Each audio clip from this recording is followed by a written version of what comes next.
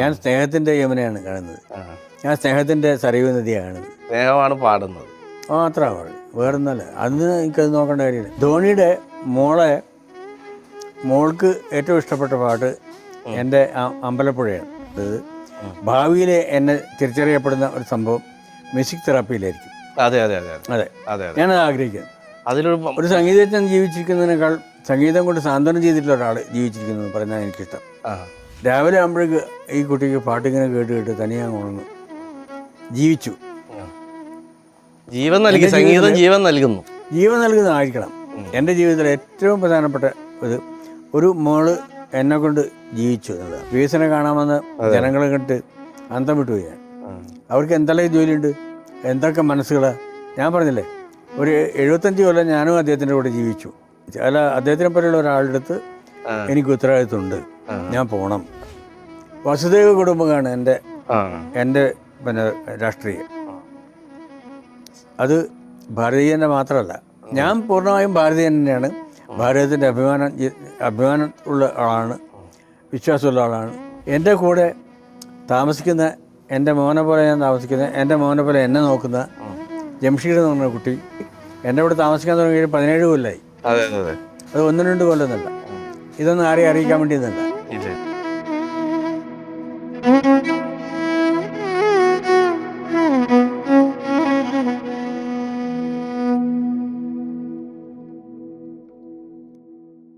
കളിയാട്ടത്തിലാവുമ്പോൾ അതിൽ ആ കതിവനൂർ വീരൻ്റെ ഒരു മരണം വരെ ആ വരികളിലുണ്ട്. അദ്ദേഹത്തിൻ്റെ ചെമ്മരത്തിയുടെ പ്രണയവും കാത്തിരിപ്പും ഒക്കെ അല്ലേ. സമാനമായ വരികൾ തമ്പിൽ കാവാലത്തിൻ്റെയും ഉണ്ട് അല്ലേ.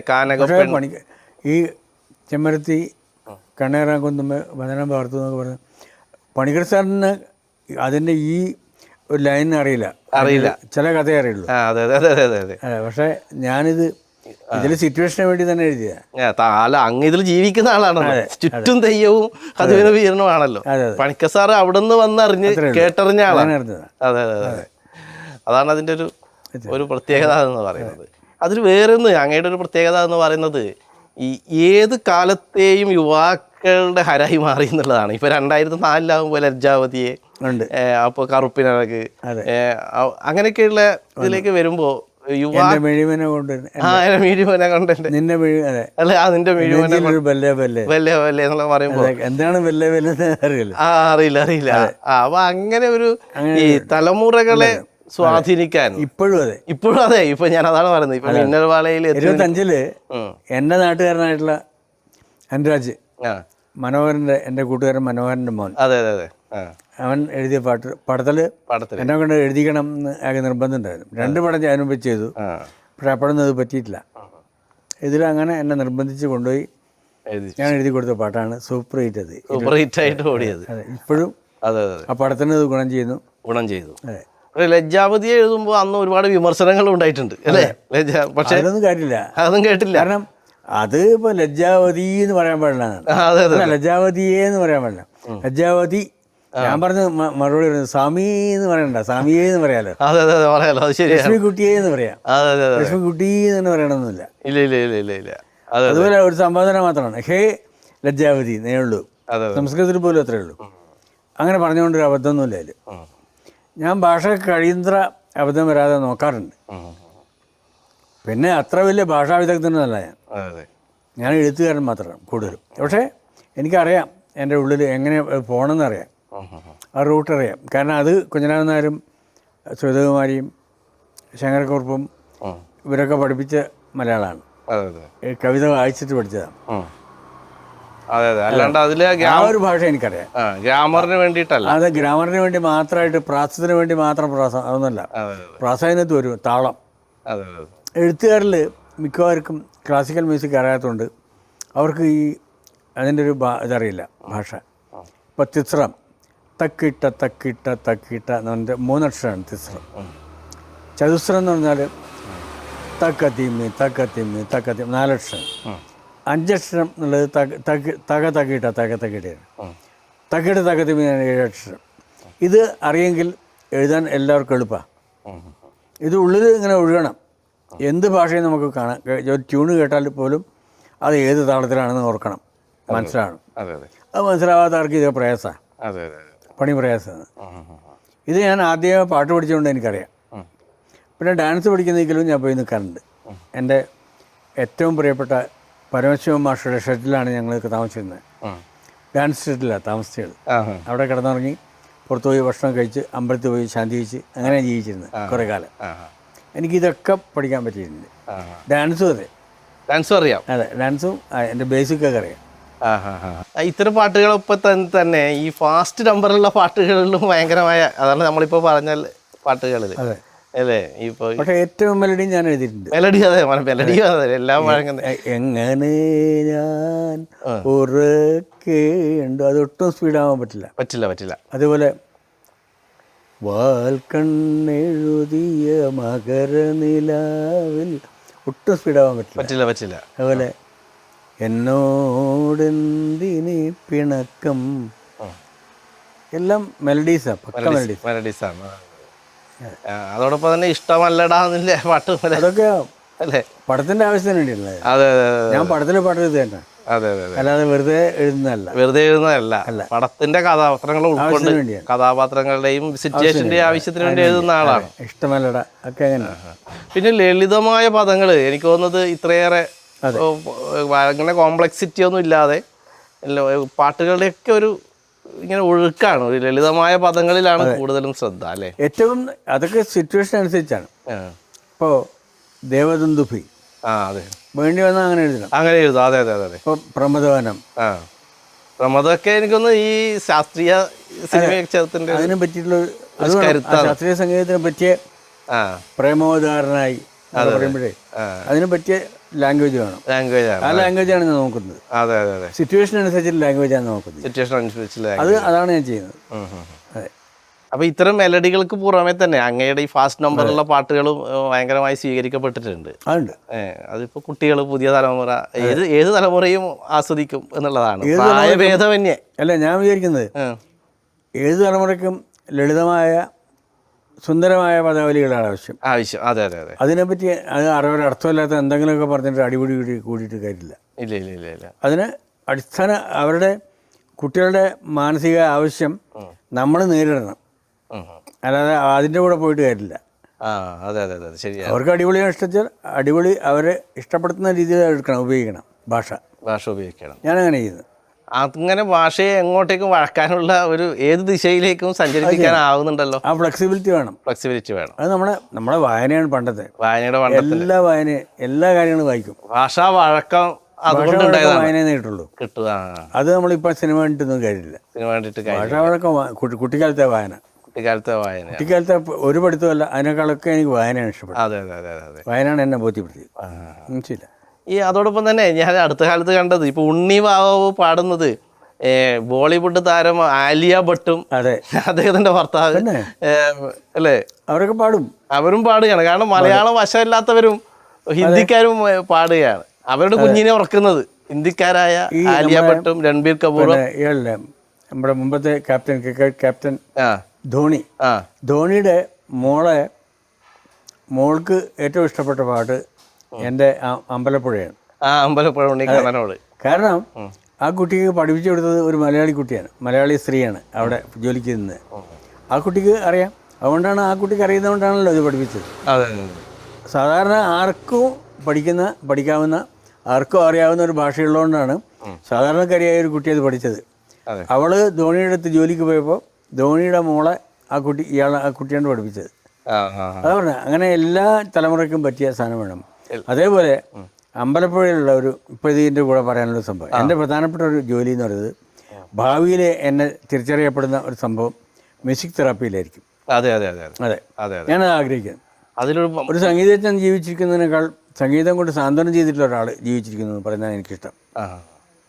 സാന്ത്വനിപ്പിക്കുന്ന ഒരാൾ. ഇപ്പോൾ അതിന് ഈ ഉദാഹരണം ഇവിടെ അമ്പലപ്പുഴക്കടുത്തുള്ള തൃക്കുന്നപ്പുഴ, അവിടെയുള്ള ഒരു കുട്ടി കഴുത്തിൽ കയറ് കുടുങ്ങിയിട്ട് മരിക്കാറായി കിടക്കായിരുന്നു. ആ കുട്ടി രക്ഷപ്പെട്ടത്, ആ കുട്ടിക്ക് ഇഷ്ടപ്പെട്ട പാട്ട് ഒരു ഡോക്ടർ പറഞ്ഞതാണ്. ഇഷ്ടപ്പെട്ട പാട്ട് ഏതാണെന്ന് ചോദിച്ചു. ആ പാട്ട് അമ്പലപ്പുഴയാണ് പറഞ്ഞു. ആ അമ്പലപ്പുഴ ഒരു 10 പ്രാവശ്യം റിപ്പീറ്റ് ചെയ്തിടാൻ പറഞ്ഞു. എന്നിട്ട് ആ ടേപ്പ് ഇങ്ങനെ ഇട്ടുകൊണ്ടിരുന്നു. ആ സി ഡി ഇട്ടുകൊണ്ടിരുന്നു. രാവിലെ ആകുമ്പോഴേക്ക് ഈ കുട്ടിക്ക് പാട്ടിങ്ങനെ കേട്ട് കേട്ട് തനിയെ കൊണ്ടുവന്നു ജീവിച്ചു. ജീവൻ നൽകി, സംഗീതം ജീവൻ നൽകുന്നു. ജീവൻ നൽകുന്നതായിരിക്കണം. എൻ്റെ ജീവിതത്തിൽ ഏറ്റവും പ്രധാനപ്പെട്ട ഒരു മോള് എന്നെ കൊണ്ട് ജീവിച്ചു എന്നുള്ളതാണ്. അതിൻ്റെ ട്യൂൺ എന്ന് പറഞ്ഞാൽ ആ ട്യൂണ് മാത്രമല്ല, ആ ട്യൂണ് സാധാരണ ഇതാണ്, കൃഷ്ണ കൃഷ്ണ മുകുന്ദ ജനാർദ്ദന എന്നുള്ള പാട്ടാണ്. അതെ, ആ ട്യൂണാണ് ആ പാട്ട് ഉപയോഗിച്ചത്. പക്ഷേ ആ എഴുത്തും കൂടി അവർക്ക് ഇഷ്ടപ്പെട്ട ഉള്ളിൽ ഇഷ്ടപ്പെടുന്ന അതായതുകൊണ്ടാണ് ആ പാട്ട് ഒരു കുട്ടിയുടെ ജീവൻ രക്ഷപ്പെടുത്തിയത്. ഞാൻ വിശ്വസിക്കുന്നു, ഞാൻ അഭിമാനിക്കുന്നു. അതാണ് എൻ്റെ അഭിമാനം. അതെ അതെ അതെ അതെ. സംഗീതം പൊതുവേ സാന്ത്വനം നൽകുന്നുണ്ടെങ്കിലും അതിന് കുറച്ചുകൂടി സയന്റിഫിക് ആയിട്ടാണ് നോക്കുന്നത്. തീർച്ചയായിട്ടും. ഇപ്പം ഒരു 2 തമ്പുരു ഒരു മുറിയുടെ 2 സൈഡിൽ വെച്ചിട്ട് ആ 2 തമ്പുരു ചുതി ചേർത്ത് വെച്ചാൽ കറക്റ്റാണെങ്കിൽ ഒരു തമ്പുരു മീട്ടിയാൽ മറ്റേത് തന്നെ ശബ്ദിക്കും. അത് സിമ്പത്തറ്റിക് വൈബ്രേഷൻ എന്ന് പറയുന്ന സംഭവം. അതുകൊണ്ടാണ് ഒരു ഗാനം മറ്റൊരാളുടെ മനസ്സിലെ ഗാനത്തെ ഉണർത്തുകയും അയാളുടെ മനസ്സിനെ ഉണർത്തുകയും ചെയ്യുന്നു. അതാണ് അതിൻ്റെ ശാസ്ത്രം. അങ്ങനെ ഒരുപാട് ഈ മ്യൂസിക് തെറാപ്പിക്ക് ബേസ് എന്ന് പറയുന്നത് നമ്മുടെ ഭക്ഷണം, രാവിലത്തെ ഭക്ഷണമല്ല ഉച്ചയ്ക്ക് കഴിക്കുന്നു, ഉച്ചയ്ക്കുള്ളതല്ല വൈകുന്നേരം കഴിക്കുന്നു, വൈകുന്നേരം കഴിക്കുന്നതല്ല രാത്രി. അതുകൊണ്ട് സംഗീതത്തിൻ്റെ രാഗങ്ങൾ രാവിലത്തേതല്ല ഉച്ചയ്ക്ക് വേണ്ടത്, ഉച്ചയ്ക്കല്ല. അങ്ങനെയാണ് എല്ലാറ്റിനും ഞാൻ സാധാരണ മനുഷ്യരുടെ ഇതായിട്ട് പ്രവൃത്തിയായിട്ട് ചേർത്തിട്ടാണ് ഞാൻ മ്യൂസിക് തെറാപ്പി ഉണ്ടാക്കുന്നത്. അത്രയേ ഉള്ളൂ. അതൊരു വലിയ ജ്ഞാനം, സംഗീതത്തിൽ അറിവൊന്നും വേണ്ട അല്ലേ? നല്ല പാട്ട് കേൾപ്പിച്ചാൽ മതി. നല്ല പാട്ട് കേൾപ്പിച്ചാൽ മതി. അവരതിൽ മുഴുകി. അതെ, നമ്മൾ പാടി കൊടുക്കണമെന്നല്ല, പാട്ട് കേൾപ്പിച്ചാൽ മതി. നല്ല പാട്ട് കേൾപ്പിക്കാമല്ലോ. അത് എല്ലാവർക്കും ചെയ്യാവുന്നതാണ്. പിന്നെ ഇതിന് നല്ല മനസ്സ് വേണം. നല്ല മനസ്സ് വേണം. ഈ മനസ്സ് ഉൾക്കൊള്ളാൻ പറ്റും. ഇപ്പോൾ ബിജുവിനെ എനിക്കറിയാവുന്നതുകൊണ്ടാണ് ഞാൻ ബിജുവായിട്ട് സംസാരിക്കുന്നത്. നമുക്ക് ശ്രുതി ചെയ്തില്ലെങ്കിൽ നമുക്ക് സംസാരിക്കാൻ പറ്റില്ല. അതുപോലെയാണ്. എപ്പോഴും മറ്റുള്ളവരെ അറിയണം, അവർക്ക് നമ്മളെ അറിയണം. അതാണ് എൻ്റെ ബേസ്. മറ്റൊന്ന്, നമ്മുടെ ഈ കാലം വളരെ മോശമാണ്. ഇപ്പം അങ്ങ് തന്നെ അല്ലേ, അങ്ങയുടെ സംഗീതം കൊണ്ടൊന്നും പരിഹരിക്കാനാവാത്ത അത്തരം ഒരുതരം മനുഷ്യരുടെ ഇടയിൽ ഭിന്നതയും ഒക്കെ മൂർച്ഛിക്കാൻ തുടങ്ങി. പക്ഷേ നമ്മളത് നോക്കണം. അവരെ നമ്മൾ പുറത്തെ ആൾക്കാരെ നമ്മൾ വേണ്ടിയിട ഇല്ല. ഞാനങ്ങനെയാണ്. നിങ്ങൾക്ക് എൻ്റെ അടുത്ത് വരണമെങ്കിൽ നിങ്ങൾ എന്നെ അറിയണം, ഞാൻ പറയും. ഇത് എല്ലാവരും വിചാരിച്ചാൽ മതി. അങ്ങനെ ഈ മാവിനും പ്ലാവിനും ദോഷമൊന്നുമില്ല. അത് കാണുന്ന ആൾക്കാർക്ക് ദോഷം. ആ കൊമ്പ് വീഴാറങ്ങാൻ അതിൻ്റെ ചുവട്ടിലിരിക്കരുത്. അത്രേ ഉള്ളൂ. ചക്ക വീഴുന്നുണ്ടെങ്കിൽ അതിൻ്റെ ചുവട്ടിലിരിക്കരുത്. മാമ്പഴം കിട്ടണമെങ്കിൽ കൈ എത്തി അത് എടുക്കണം. ഇത്രയും പഠനം ആവശ്യമുള്ളൂ. നമ്മൾ ഈ ലോകത്തിനെ മുഴുവൻ കുറ്റപ്പെടുത്തുകയും ഈ ലോകത്തിലെ തലമുറകൾ മുഴുവൻ മോശമാണെന്ന് പറയുകയും ചെയ്യുന്നതിന് പകരം നമ്മൾ അവരോട് അഡ്ജസ്റ്റ് ചെയ്താൽ മതി. ഞാനതാ ചെയ്യുന്നത്. ഞാൻ എല്ലാവർക്കും വേണ്ടിയാണ് പാട്ട് എഴുതുന്നത്. പാട്ട് വേണ്ടാത്തവർക്ക് വേണ്ടി കൂടിയാണ് ഞാൻ എഴുതുന്നത്. കാരണം അവർക്ക് സിനിമ കണ്ടാൽ അത് വേണ്ടി വരും. ഞാൻ സിനിമയ്ക്ക് വേണ്ടിയാണ് എഴുതുന്നത്, മനുഷ്യർക്ക് വേണ്ടിയാണ് പാട്ട് എഴുതുന്നത്. ഒരുപക്ഷെ സംഗീതം ജനകീയമായത് സിനിമ പാട്ടുകളിലൂടെ തന്നെ ആയിരിക്കും. അത് തന്നെ പണ്ട് നാടൻ പാട്ടുകളാണെങ്കിൽ പിന്നീട് സിനിമാ പാട്ടുകൾ അത് ഏറ്റെടുത്തു. അതുകൊണ്ട് നമ്മൾ ആരെയും അവിശ്വസിക്കേണ്ട കാര്യമില്ല. എല്ലാവരും അങ്ങനെ ആയിപ്പോയി എന്ന് പറയേണ്ട കാര്യമില്ല. അങ്ങനെ ആയിട്ടൊന്നുമില്ല. നമുക്ക് ഇപ്പം ഞാൻ ഇന്നലെ പറഞ്ഞില്ലേ, ഇന്നലെ വികസനം കാണാമെന്ന് ജനങ്ങളെ കണ്ട് അന്തം വിട്ടുപോയി ഞാൻ. അവർക്ക് എന്തെല്ലാം ജോലിയുണ്ട്, എന്തൊക്കെ മനസ്സുകളാണ് അവർക്ക്. ആയിരക്കണക്കിന് മനസ്സുകളാണ് അവരിൽ. രാഷ്ട്രീയമില്ല, ജാതിമത ഭേദങ്ങളില്ല, ഒന്നും. ഞാൻ പോകുന്നത് രാഷ്ട്രീയക്കാരനായിട്ടല്ല. പിന്നെ ഇപ്പം എന്ത്? ഞാൻ പറഞ്ഞില്ലേ, ഒരു 75 കൊല്ലം ഞാനും അദ്ദേഹത്തിൻ്റെ കൂടെ ജീവിച്ചു എന്നുള്ളതാണ് ഒരു അഭിമാനമാണ് അവിടെ എത്തിച്ചത്. അല്ല, അദ്ദേഹത്തിനെ പോലെയുള്ള ഒരാളുടെ അടുത്ത് എനിക്ക് ഉത്തരവാദിത്വമുണ്ട്, ഞാൻ പോകണം. അതാണ് ഇത് എല്ലാവർക്കും ഉണ്ട്. നമ്മളെല്ലാവരും അവിശ്വസിക്കേണ്ട കാര്യമില്ല. അതാണ് ഇപ്പം ചില ഘട്ടങ്ങളിൽ ഇപ്പോൾ അങ്ങയുടെ ഇപ്പം രാമായണം ആ പാട്ടുണ്ടല്ലോ, വാത്സല്യത്തിലെ പാട്ട്, രാമായണം എനിക്ക് പറയേണ്ടത് ഞാൻ പറഞ്ഞു. പക്ഷെ അതിനെതിരെ ഇപ്പോഴും ആളുകളെ വിമർശനം അതിനനുകൂലിച്ചിട്ടും പറയാമല്ലോ, കുറേ ആൾക്കാർ അനുകൂലിച്ചിട്ടുമുണ്ട്. അത്രേ ഉള്ളൂ. ഞാൻ അതിനെപ്പറ്റി ഒന്നും നോക്കുന്നത്, അത് കഴിഞ്ഞു. ഞാൻ പിന്നെ പറയാറില്ല അതിനെപ്പറ്റി. ഞാൻ പറഞ്ഞിട്ടില്ല ഒരിക്കലും. എന്നോട് ആരും ചോദിച്ചിട്ടുമില്ല. അങ്ങനെ ചോദിക്കേണ്ട കാര്യമില്ല. എനിക്ക് പറയേണ്ടത് ഞാൻ പറഞ്ഞു. അല്ല, പ്രത്യേകിച്ചിട്ട് ഈ ചില ഹിന്ദുത്വ വർഗീയവാദികൾ എന്ന് പറയാവുന്ന ആളുകളാണ് അങ്ങയെ ഏറ്റവും കൂടുതൽ വിമർശിക്കുകയൊക്കെ ചെയ്യുന്നത് ഞാൻ കണ്ടത് ഈ സോഷ്യൽ മീഡിയയിലൂടെയൊക്കെ. ഇല്ല, അതിനകത്ത് തന്നെ കാര്യം മനസ്സിലായിട്ടുള്ള ആൾക്കാരൊക്കെ എൻ്റെ കൂടെ ഇല്ലേ, എത്രയോ ആൾക്കാർ എൻ്റെ കൂടെ ഉണ്ട്. എനിക്കതൊന്നും പ്രശ്നമല്ല. എനിക്ക് പറയാനുള്ളത് പറയണമെന്ന് തോന്നുന്ന സമയത്ത് ഞാൻ പറഞ്ഞിരിക്കും. താങ്കളെ സംബന്ധിച്ചിടത്തോളം ഇതൊന്നും ബാധിക്കുന്നില്ല. ഉദാഹരണത്തിന് ഇപ്പോൾ ഒരു പാകിസ്ഥാൻ ക്രിക്കറ്ററെ വെച്ച് സിനിമ സംവിധാനം ചെയ്തു എന്ന് പറയുമ്പോൾ അതിരുകളൊന്നും ഇല്ലാത്ത ഒരു കലാകാരന്റെ ഒരു മനസ്സാണ്. ഇതാണ് അത് ഞാൻ ഇറക്കുകയും ചെയ്യും ഉറപ്പാണ്. കാരണം വസുദൈവ കുടുംബമാണ് എൻ്റെ പിന്നെ രാഷ്ട്രീയം. അത് ഭാരതീയൻ്റെ മാത്രമല്ല, ടാഗോർ പറഞ്ഞ സാർവദേശീയ തന്നെയാണ്. അത് തന്നെയാണ്. ഞാൻ പൂർണ്ണമായും ഭാരതീയൻ തന്നെയാണ്. ഭാരതത്തിൻ്റെ അഭിമാനം ഉള്ള ആളാണ്, വിശ്വാസമുള്ള ആളാണ് ഞാൻ. ഗവൺമെൻറ്റിൽ വിശ്വാസമുണ്ട് എനിക്ക്. ഞാൻ അവർ ചെയ്യുന്നതെല്ലാം ചീത്ത പറയാനൊന്നും പോകുന്നില്ല. ഇല്ല ഒന്നുമില്ല. വിമർശനം ആവശ്യമുള്ളതിന് മാത്രമേ ഞാൻ പറയുള്ളൂ, അല്ലാത്തതിന് നല്ല ഞാൻ സ്വീകരിക്കാൻ തയ്യാറാണ്. അപ്പോൾ ഞാൻ പറയുന്നതും ജനങ്ങൾ സ്വീകരിക്കണം എന്നാണ് എൻ്റെ വിശ്വാസം, സ്വീകരിക്കും എന്നാണ് എൻ്റെ വിശ്വാസം. അല്ലാതെ അതിലൊന്നും എനിക്ക് കൃത്രിമമായിട്ടുള്ള എന്തെങ്കിലും ലക്ഷ്യമൊന്നുമില്ല. പണം ഉണ്ടാക്കണമെങ്കിൽ വേറെ എന്തൊക്കെ ചെയ്യാൻ എനിക്ക് ലാലിൻ്റെ കാല് പിടിച്ചാൽ പോരെ, എന്നാൽ എനിക്കൊരു പടം ചെയ്തു തരില്ല. ലാലിൻ്റെ അടുത്ത കൂട്ടുകാരാണ് ഞാൻ ഇപ്പോഴും. ഞാൻ ആലോചിച്ചില്ല. ഞാൻ ലാലിനോട് ഡേറ്റ് ചോദിച്ചിട്ട് പോയിട്ട് നടന്നിട്ടുമില്ല, ഒന്നുമില്ല. എനിക്ക് പണം ഉണ്ടാക്കണമെന്ന് മാത്രം ലക്ഷ്യമൊന്നുമല്ല. പണമൊക്കെ എനിക്ക് അത്യാവശ്യമുണ്ട്, ആവശ്യത്തിനേ ഉള്ളൂ. അത് എൻ്റെ കയ്യിലുണ്ട്, ജീവിക്കാനുള്ളതുണ്ട്, അത് മതി. അതുകൊണ്ട് ഇതിനൊന്നും കൃത്രിമത്വമില്ല എനിക്ക്. ഞാൻ സ്ട്രെയിറ്റ് ആയിട്ടാണ് ജീവിക്കുന്നത്. പിന്നെ ഞാൻ ഒരു വൃത്തിയോട് ഞാൻ ചെയ്തിട്ടില്ല, സ്ത്രീകളെ ഉപദ്രവിച്ചിട്ടില്ല, അവരെ വിഷമിപ്പിച്ചിട്ടില്ല. സിനിമയിൽ ഞാൻ യാതൊന്നും ചെയ്തിട്ടില്ല. ഞാൻ സിനിമ എടുത്തപ്പോൾ പോലും ഒരു കുട്ടിക്കും ഉപദ്രവം ഉണ്ടാകുമ്പോൾ പാടില്ല എന്ന് ഞാൻ പറഞ്ഞിട്ട് എല്ലാ വാതിലും വലിയ ആൾക്കാരുടെ വാതിലുകളൊക്കെ തുറന്നിട്ടിട്ട് കിടക്കാൻ പറഞ്ഞു. അടച്ചു കിടന്നിട്ടുള്ള രഹസ്യം വേണ്ടെന്ന് ഞാൻ പറഞ്ഞു. ഞാൻ അങ്ങനെ പറഞ്ഞിട്ടുണ്ട്, അങ്ങനെ ചെയ്തിട്ടുണ്ട്. എനിക്ക് അത്രേ ഉള്ളൂ. സിനിമ വെച്ചിട്ട് എന്തെങ്കിലും മുതലെടുക്കുന്ന പരിപാടിയില്ല. ഇല്ല. സിനിമ വെച്ചിട്ട് എനിക്ക് പണമൊക്കെ എനിക്ക് കിട്ടിയിട്ടുണ്ട്.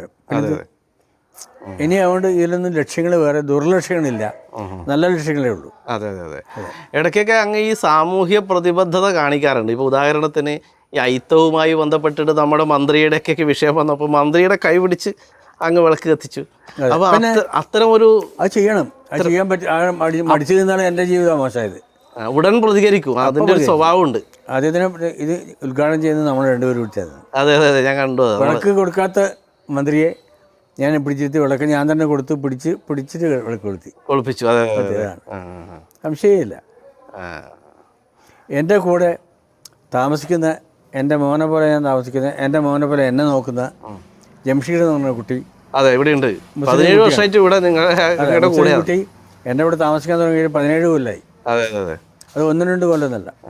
ഇതൊന്നും ആരെയും അറിയിക്കാൻ വേണ്ടിയൊന്നുമല്ല. അവൻ എൻ്റെ കുട്ടിയാണ്. എൻ്റെ വീട്ടിൽ അതേപോലെയാണ് ജീവിക്കുന്നത്. ഞങ്ങളെല്ലാവരും ഒരേ ഇടപഴകിയിട്ടാണ് ജീവിക്കുന്നത്. ഇതൊക്കെ അഭിമാനകരമായ കാര്യമാണെന്നും ഇത് മറ്റുള്ളവർ കാണണമെന്നും ഞാൻ വിശ്വസിക്കുന്നു. മറ്റുള്ളവർ കേൾക്കണം ഇതൊരു ഞാൻ വിശ്വസിക്കുന്നു മാതൃകയാണത്. അതാണ് മാതൃക ആണെന്ന് പറയാൻ വേണ്ടിയല്ല, അത് സ്വാഭാവികമായി കാണണം. നിങ്ങൾ റോഡിൽ ഇറങ്ങിയിട്ട് എല്ലാം അത് നല്ലത് പറയുകയും വീട്ടിലെത്തിയിട്ട് എല്ലാവരും കുറ്റങ്ങൾ പറഞ്ഞുകൊണ്ടിരിക്കുകയും ചെയ്യണ്ട. അവൻ ഉള്ള സമയത്ത് എനിക്ക് പറയാൻ പറ്റില്ലല്ലോ വേറൊന്നും. ഇല്ല അവനുള്ള സമയത്ത് പറയുന്ന കുറ്റം പറഞ്ഞാൽ മതി. മുസ്ലിം എന്ന് പറഞ്ഞ ഒരാൾ അവൻ എൻ്റെ കൂടെയുണ്ട്. അവൻ കേൾക്കാൻ പറ്റുന്ന കാര്യം പറഞ്ഞാൽ മതി. അതാണ് ഞാൻ പറഞ്ഞത്. അവനെയും കൂടി മനസ്സിലാവുന്ന പറഞ്ഞാൽ മതി. അവനെയും കൂടി ഉൾക്കൊള്ളുന്നത് പറഞ്ഞാൽ മതി. അതാണ് ആ ഉൾക്കൊള്ളലാണ് നമുക്ക് ആവശ്യം, മനുഷ്യൻ്റെ ആവശ്യം. ഞാനത് വിശ്വസിക്കുന്നു. പണ്ട് നമ്മുടെ നാട്ടിൽ അങ്ങനെ അതിലൊരു അത്ഭുതം ഉണ്ടായിരുന്നില്ല, ഒരു പ്രശ്നം ഉണ്ടായിരുന്നില്ല. ഹിന്ദു മുസ്ലിം ഇപ്പോൾ അകത്ത് കയറ്റിയില്ലെങ്കിൽ ഞാൻ ഇന്ന് അകത്ത് കയറ്റും. അതാണ് അന്ന് ചെയ്തതിനേക്കാൾ മുമ്പോട്ട് പോകും. ഞാൻ മുമ്പോട്ട് പോയ ആളാണ്.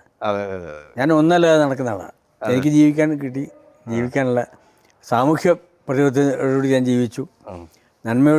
നന്മയോട് പിന്നെ തിന്മയോട് പോരാടിയിട്ടും നന്മയോട് സമരസപ്പെട്ടിട്ടും ഞാൻ ജീവിച്ചു. അതെല്ലാവരും കാണണം.